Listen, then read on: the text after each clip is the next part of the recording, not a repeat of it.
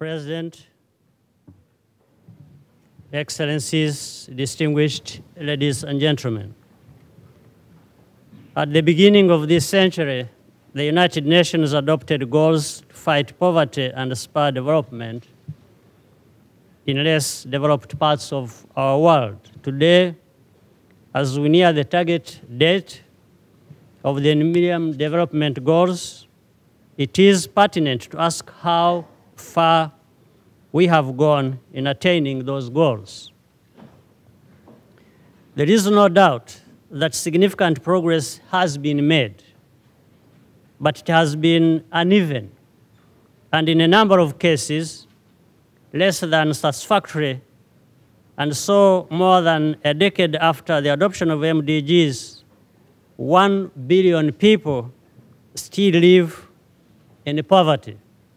1 in 8 people go hungry each day, and 1 in 4 children who enter primary school will probably leave before reaching the last grade.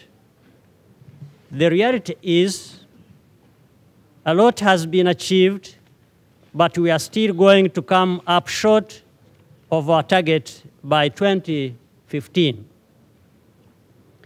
What these statistics don't convey is the human cost of failure, the suffering of those without food or clean water, the trauma faced by having to survive day by day, and lives needlessly lost to preventable diseases.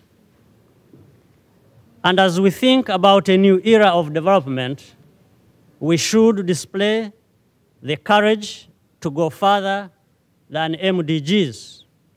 We need to say the MDGs are a floor, not a ceiling.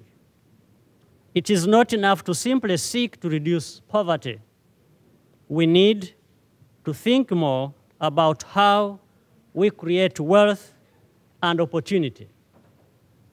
To do so, a greater emphasis should be placed on the private sector.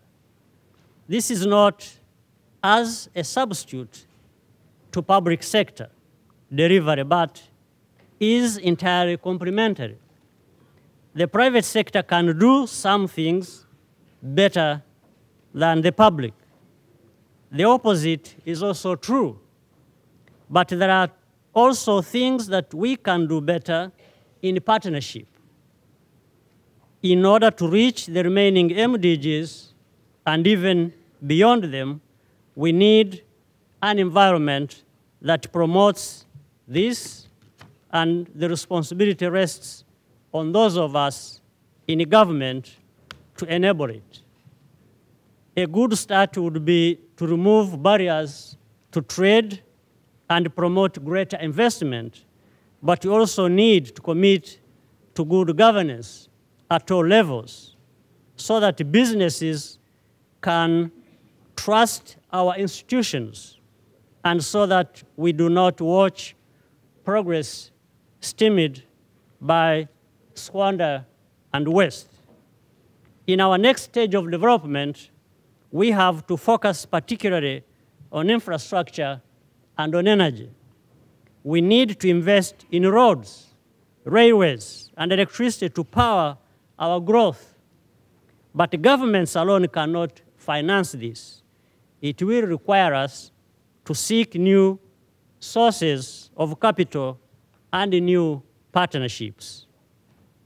For many developing nations, our young are our greatest resource, particularly when equipped with modern tools, and we must therefore continue to invest in education and in new technology so that our youth have the skills and the means to fulfill their potential. There is no doubt that high-speed, high-capacity broadband connection to the internet is transformative and empowering, even for the least sophisticated. Yet, the emerging global divide in broadband infrastructure and services pose the biggest risk. of reversing the gains through the MDGs as developing countries become excluded from modern global digital economy. We must recognize that development comes with responsibility, and we in the developing world must bear our share. We must take greater ownership of our destiny to make our voices heard and shape the global debate.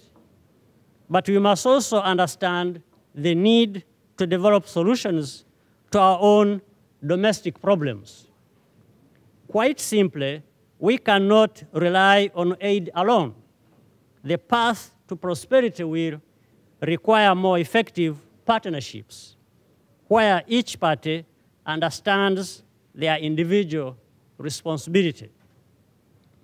But it will also require more collective responsibility. We all want to see a future defined by more dignity and hope, where people have opportunity to build a better life. This is a real possibility, and our responsibility is to make it a reality. I thank you for your kind attention.